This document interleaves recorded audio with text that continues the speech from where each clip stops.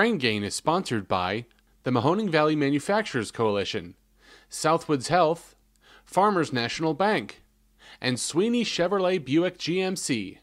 I want to welcome everyone to another Brain Gain Navigators. I, again, am your host, Jeremy Leidick, content manager with the Business Journal. And today we're doing things a little bit differently from previous Navigators events as we explore entrepreneurship and being a small business owner.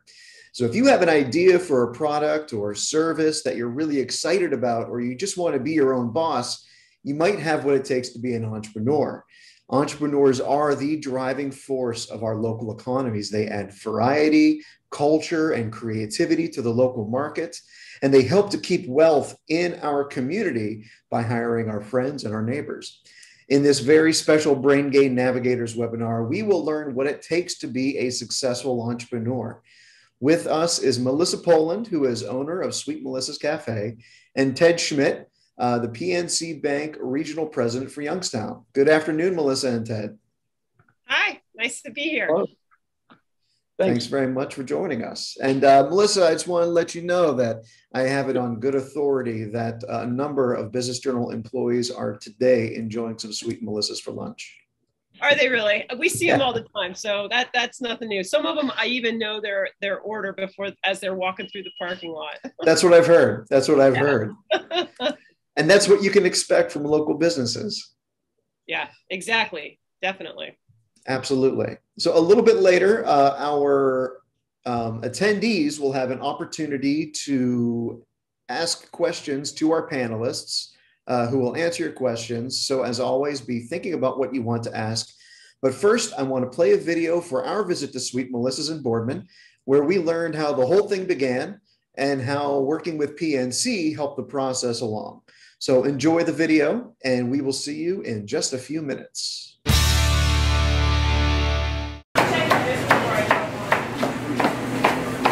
We just had our 4th year anniversary back in March, and it's been amazing.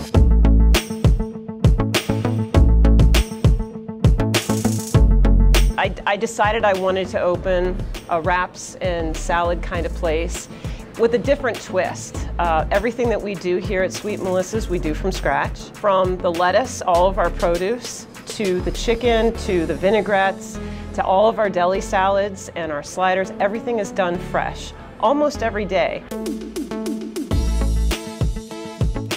I'm a graduate of Ohio University. I have a Bachelor's of Science in Health Sciences. My area of concentration, and this is a lot of things that people don't know about me, my area of concentration is activities coordinating for a nursing home or hospital. And I did that job for a while, a long while. A friend of mine worked for a local commercial kitchen right off South Avenue. It's Gosain's. So I basically started there, and I was with them for 7 years. I figured that I kind of had a knack for this kind of stuff. It was like I found my passion. After 7 years, I put my resignation in, and I didn't know what I wanted to do. I thought, okay, now where do I go? What do I do? And a friend of mine actually contacted me, and she said, hey, there's this building on Market Street. 2 weeks later, I didn't know what I was doing. I don't have that much background at all in this. I thought, if I don't try it, I'll probably regret this, so let's just go ahead and sign that lease. And I did. And I literally just rolled the dice. You know, everybody thinks PNC, 5th largest bank in the country, that, you know, we don't really accommodate or, you know, work with small businesses. We are a Main Street bank, which means our employees, including me, we live in our communities, we've grown up here, and we really, really want to do what's right for our families and friends that live in this community. So there is no such thing as too small for a PNC bank. Personally, I've only started working with Melissa recently. So some of the things that we've really done is we've provided her with ways to maximize her receivables in the most efficient and effective way possible. We help with information reporting and also with her payables. The most important thing is building that relationship with the bank. And a lot of entrepreneurs don't really know where to start. So we encourage them either start with your branch manager if you don't have a business banker such as Jen, and that they will really start to ask all the right questions. We definitely work with them side by side to streamline their revenue cycle.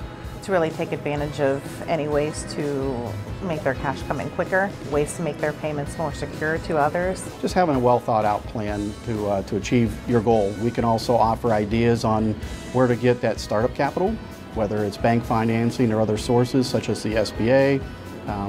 There's a lot of different tools that they could use. I had an idea, and it was trial and error. It was working through the little hiccups and sticking with what was really true to me, which was the quality of the product, and knowing that I can convey that love to people walking in.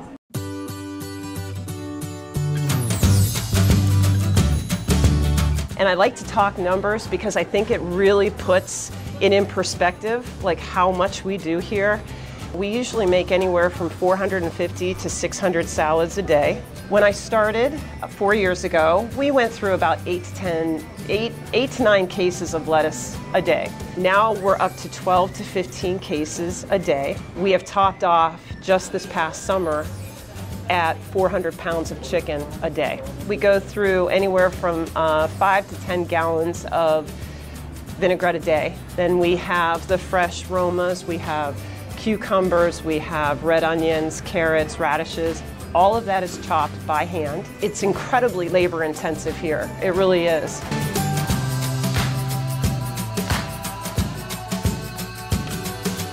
I started out with 6 employees, myself and 6 people. Now we have 24 people on my payroll. Nobody gets paid minimum wage, which is something I'm really thankful for that we're able to do for them. From 10:30 in the morning until about 2:30, you're going to see about 16 people in our kitchen. It is an engine and it has to run smoothly. There's a lot of working parts in that kitchen. I had to make my operation a lot more efficient without sacrificing the quality of what we were doing. It's going to sound amazing, but I saw a 20% growth after my first year. Ever since then, it's been 20 to 30%. You have to evolve. The business forced me to think outside of my comfort zone in order for me to continue to be successful with that great product. I had to make some changes. So we expanded our kitchen, and we just got that done. It's been awesome. The most rewarding part is knowing that I had a lot of doubters, and my numbers that are coming in, it's insane. I mean, I never thought that I would be sitting here 4 years later. We are about ready to open our second location in Columbiana. Extremely rewarding to be able to help someone through a process and get to the other end where now they've achieved something and you were part of that. Everybody has a change in a work style, lifestyle because of the pandemic. And some people are saying, maybe this is the time in my life where I need to make a change. So they're taking a step back, maybe looking at ideas such as Melissa did, to say maybe it's time for me to just to try out and go it on my own. This is mine. This is my baby. My name is on the building. I feel that the only place in order for me to keep consistently growing is to be here to kind of nurture this, nurture my people. It's not as important to anybody quite as much as it is to me. I was told if you can make it in Youngstown, Ohio, as you know, with a restaurant or a cafe, you can make it anywhere in the world.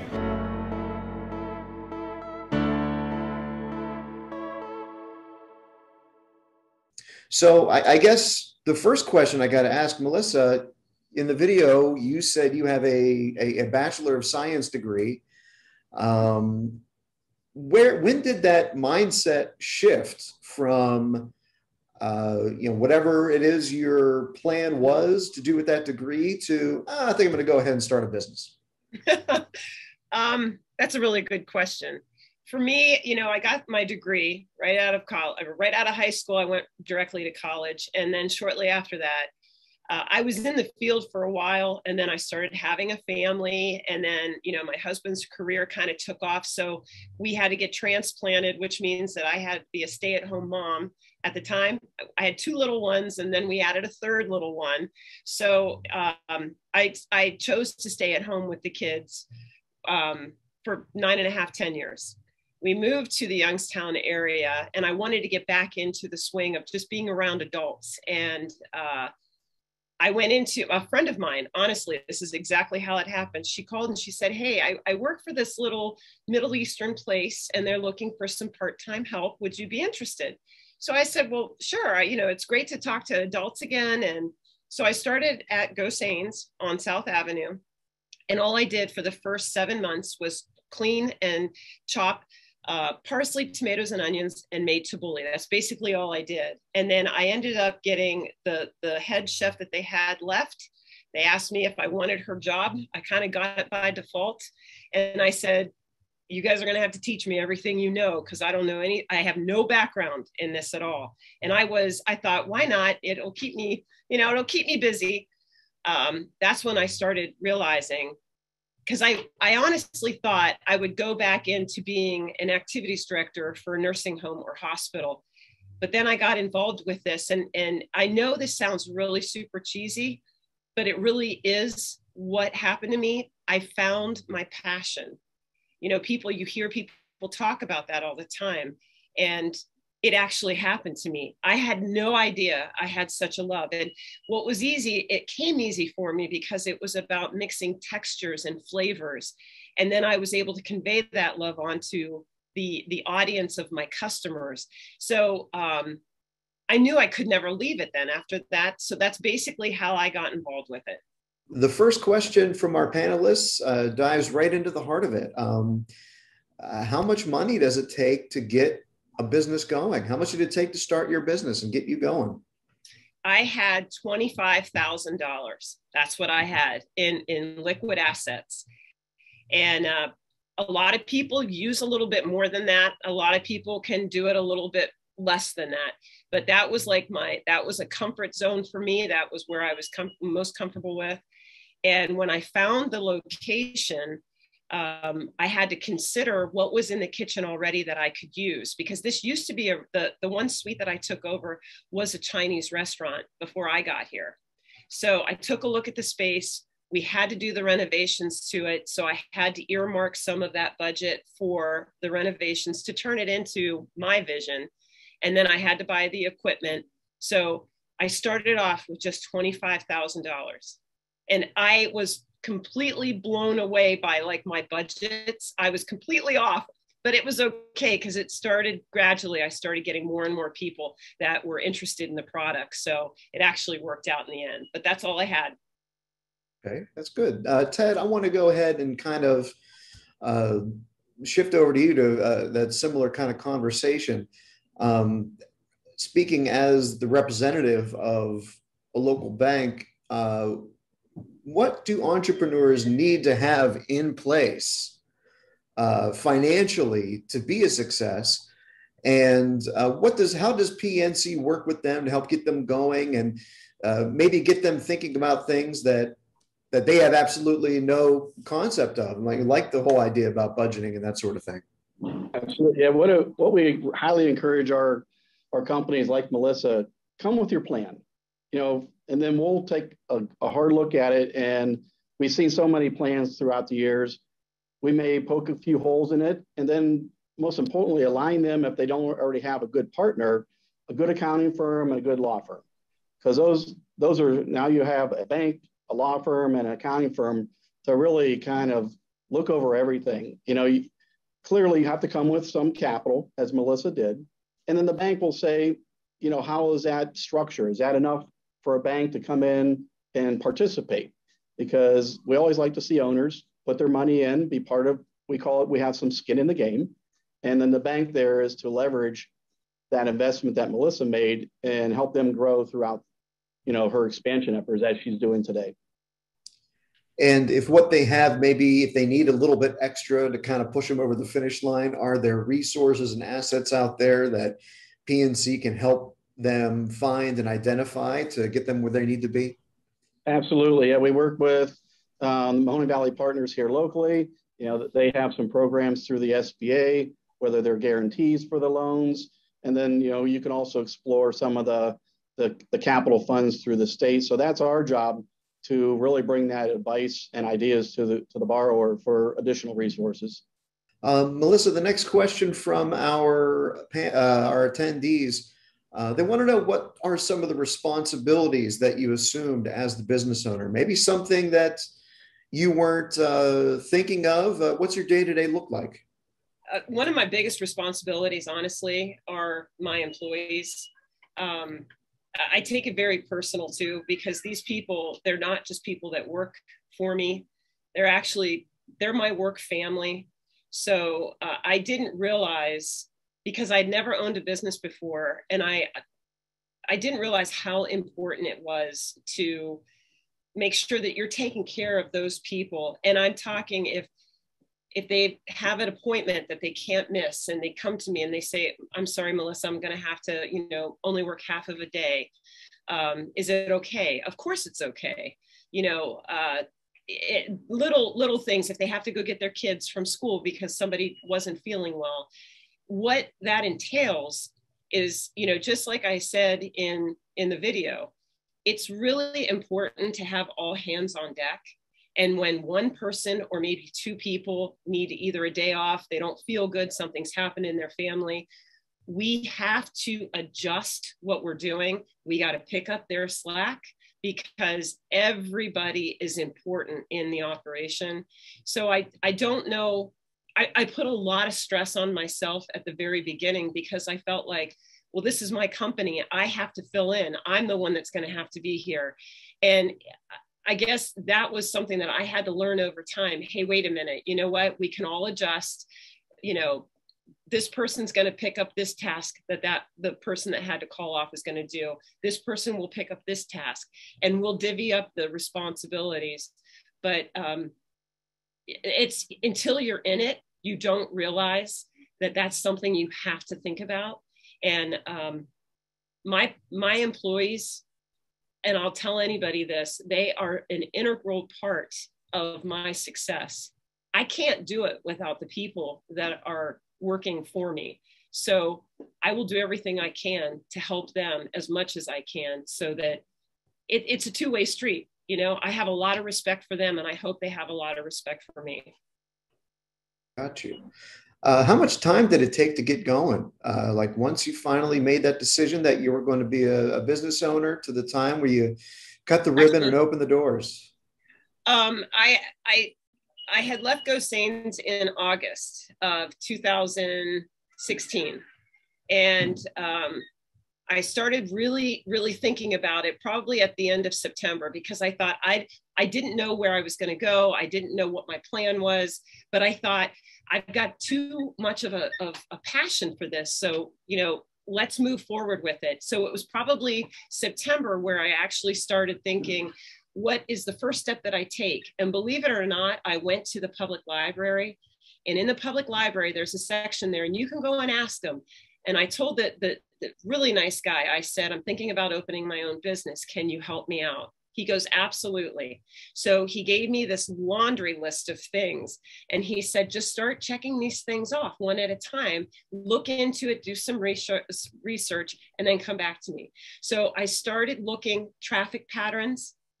Where would be a good place for me to go? What was the average cost of a square foot? Because you're going to pay by the square foot. You're going to rent by the square foot in when you go to rent a building. I had to figure out my domain. I had to figure out my federal tax ID number. I had to figure out a vending license. But I was going through step by step, one at a time. I would knock this stuff out. And I have to be honest, it was an uphill battle. Every day I took a step up towards the top of that hill, and I knew I could get there. But it was quite amazing when I finally reached the top. But it took, from start to finish, probably it was 6 months. 6 months for me, from not even having a logo, not even having a menu, to opening the doors March 21st, 2017. Got you. What about now? Where are you getting your business advice from? Maybe who are you getting your business advice from? Believe it or not, I have so many different types of customers that come in here. And because I'm here every day, I forge some really nice relationships with these people, good friendships as well. Many of my people are business people. And after getting to know them and seeing them for the last 2.5, 3 years, some of them all the way up to 4 years, I've asked them, you're successful, tell me your plan. And I've gotten some of the greatest feedback just from, picking the brains of some of my people, because I know what they do. They tell me who they are. And it's been so rewarding, because they come in at different times, and I will step out of the kitchen and make time for them and sit with them and talk with them for a little bit. But that's basically where we're at right now. That's what I've been doing. And you know what? So far, it's worked for me. So that's a good thing. Very good. Ted, when entrepreneurs come to you, what would you say are some of the more common questions they have? And then what kind of advice does PNC offer to its small business owner clients? Probably the first question they ask is, how much can you lend me? We're like, well, that all depends. That's the $1 million question, isn't it? $1 million, yeah, exactly. But no, then we sit down and we just start crunching numbers with them. I mean, that's where we start. We look at their financials. We look at what we call debt capacity, saying, okay, Melissa, how much you make, how much cash flow do you have left at the end of the day? And then, okay, then kind of back into how much can you afford to borrow? That's really the key. And sometimes the goals and aspirations are way too high. And then sometimes they don't realize how much, they're making, that they can actually expand a lot quicker. So that's the key. Just making sure that they're coming to us with a kind of not a well thought out all the time, but a plan. What do you want to do? And then we'll kind of crunch some numbers and help you. And as you asked earlier, if the bank can't support it, does Melissa have some additional equity? She started out with $25,000. She probably realized, wow, probably could use a little bit more, whether it's friends and family, but it's always changing. It's evolving. So we're always having, conversations with our clients throughout their whole journey, throughout the whole process. And Melissa, referencing your journey, what's been the biggest challenge so far? I'm going to be honest with you. It's been me. What? I don't believe it for a second. I said it in the interview.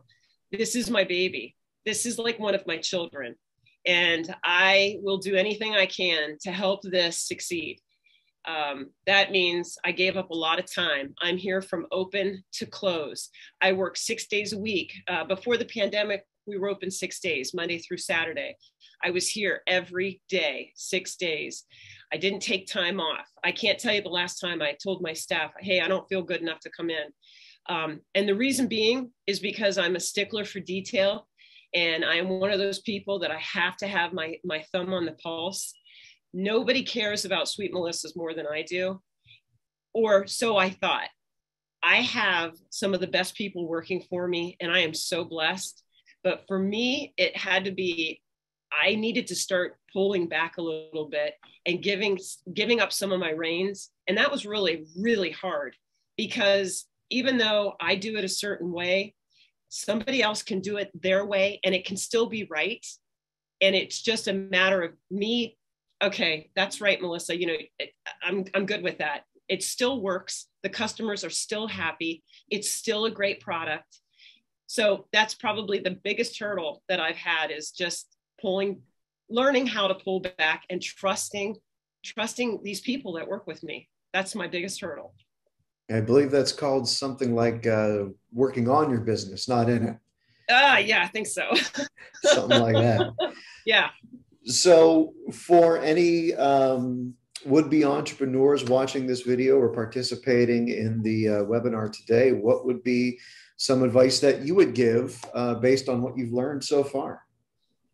I think it's really important when you start a business, you do have to commit a lot of time. I've seen it before, or maybe I've seen it and I've heard of it. And I know people that have done this, where they'll start a business and 6 months later, they decide, you know what, I'm going to take a week's vacation and I'm going to excuse myself from the operation. It's about forging those relationships. It's about making sure that what you have in place is being done the way you want it to be done. like my biggest challenge is me, and I have recognized that for, we're headed on to 5 years of business in March, this up and coming March. But it also has to be a commitment from when you're opening a business, you have to commit to that business. My biggest thing also is, especially in the food industry, because this is a cutthroat industry, however you can make it work. It is not getting people to come to your place because you have such a good product and then deciding, all right, well, I can get that product cheaper if I go this route, or I can find a cheaper dressing, or I can find a cheaper oil. It's more so making everything better. I'm always trying to find something better to make my product taste even better than it did before. It's not cheapening who you are, and it's not losing sight of your dream, because people will figure that out and you're going to start losing. Unfortunately, you may end up starting to lose a little bit of business because of that. So stay true to who you are. Really, you have to, and be a part of your business and make a commitment to stick with it. What's been the most rewarding part for you so far, being a small business owner in the Valley? I think what's really been amazing and most rewarding is the fact that I did have a lot of people that doubted the business. I had a lot of people that came to me and said, wraps and salads, are you crazy? This is meat and potatoes country, Melissa. You're never going to succeed at this. And I have proven them wrong. And this is such an exciting time to watch this business, because we continue to grow here at Sweet Melissa's. I can tell you that because of the volume that we're going through. And it's nice to know that I feel like I have arrived in Youngstown, Ohio with my business. So the most rewarding thing is knowing that every day we have 65% of our business is return traffic. It's, those repeat customers. And it's so nice to know that they've embraced Sweet Melissa and that they support us too. So that's great. Very, very good. Ted, how many small businesses does PNC work with in the area? And what does it mean to you to be able to work with some of our local entrepreneurs like Melissa? I think most people would be surprised how many successful entrepreneurs there are here just in the Mahoney Valley. I don't have an exact number, Jerry, but I would tell you it's more than 1,000. And that's a number that people think, wow, that many? They could range from, 50,000 in revenue to, 50 million in revenue. But most of them, the bulk of our relationships are clients just like Melissa, maybe $1 million in revenue and in that range. And that sounds like a lot to most people, but it's really the bread and butter, what makes up the Mahoney Valley in terms of what drives our economy and feeds families and supports, everything we do. It's not just the big corporations out there that everybody sees the signs and all the headlines in the news. It's everyday people like Melissa supporting, like she said, her employees are her family. Even as large as we are, across the country, our employees here that I work with, we've been together, a majority of us, for 20 plus years. And I can't do everything myself, just like, that's probably my biggest fault. People know I like to be in the weeds. I like to do things. But you have to trust your employees and give them the ability to make decisions and do the right thing. And again, have that flexibility. I love what Melissa said. We have to let people go to the soccer game for their kids, or skip out for something in the middle of the day. And that's what drives that bond with your employees. When you get a new client, what are maybe some of the misconceptions that they might have about being a small business owner? We're too small. You don't care about us. You're too busy worrying about the next big customer. That's not the case. There are just so many great products and ideas that we can bring to every size business. And that when you add them all up, Jeremy, it's a collection of all those small businesses that really drive us. You don't want all your eggs in one basket. You don't want a handful of large clients, because if something happens to that business, if it sells or they move out of the area, that's not good for our business. So really just making sure that we touch as many businesses in our community as possible. Well, I don't see any more questions from our attendees. So I will I'll pose this question. This is something that I like to ask all of our uh, participants and all of our panelists, and I think it still applies to this one here. Um, for someone who wants to maybe get involved in the world of entrepreneurship, if it's one of the students watching today, high school student, middle school student, what can they start doing today to kind of start building up that skill set? So when it comes time to actually coming to PNC Bank and saying, "Hey, Ted, how can you get me going?" What could they start doing today so they could be better prepared for tomorrow? And I'll let you both take a crack at this one.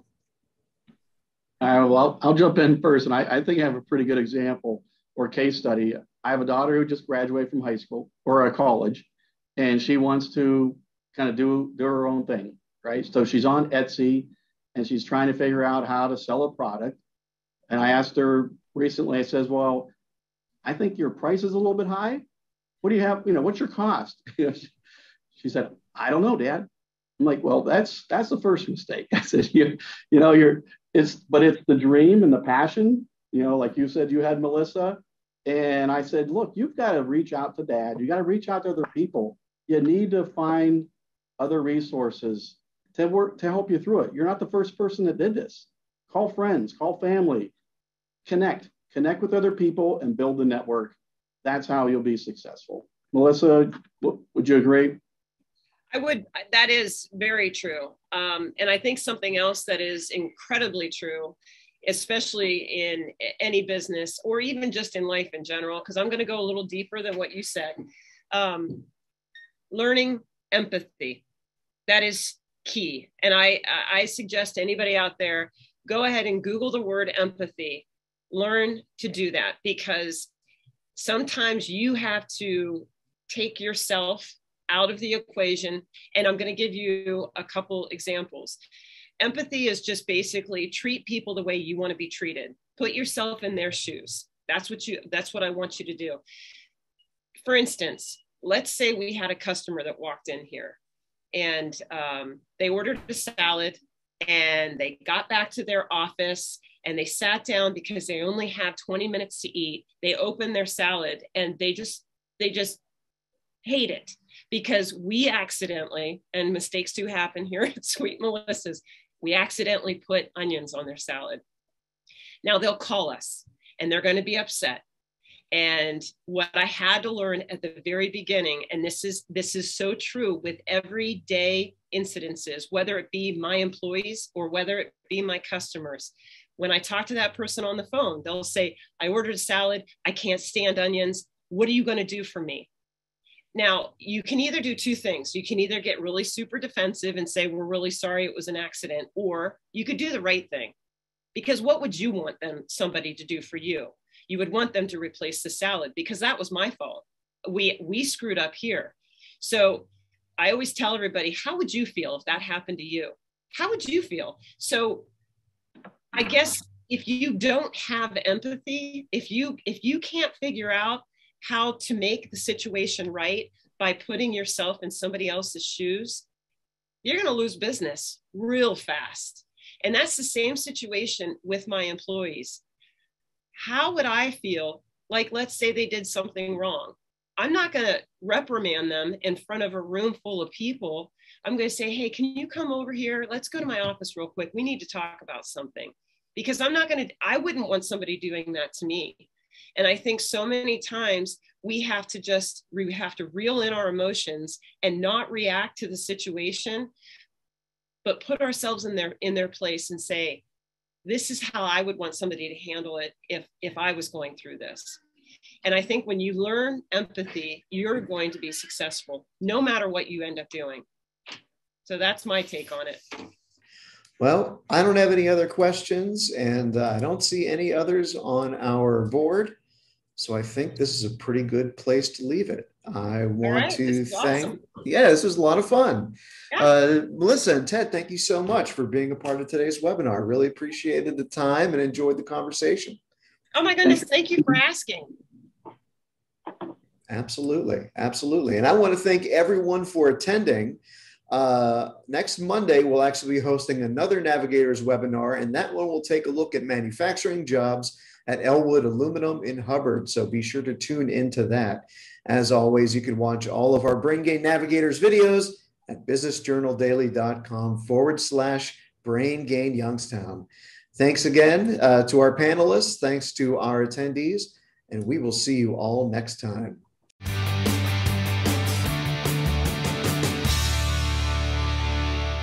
Brain Gain is sponsored by the Mahoning Valley Manufacturers Coalition, Southwoods Health, Farmers National Bank, and Sweeney Chevrolet Buick GMC. Thanks for watching the video. Be sure to like, subscribe, and hit that little bell for notifications. And also make sure to connect with us on Twitter, Facebook, and LinkedIn. For all of your business news, visit businessjournaldaily.com. For all of your arts and entertainment news, go to afterhoursyoungstown.com.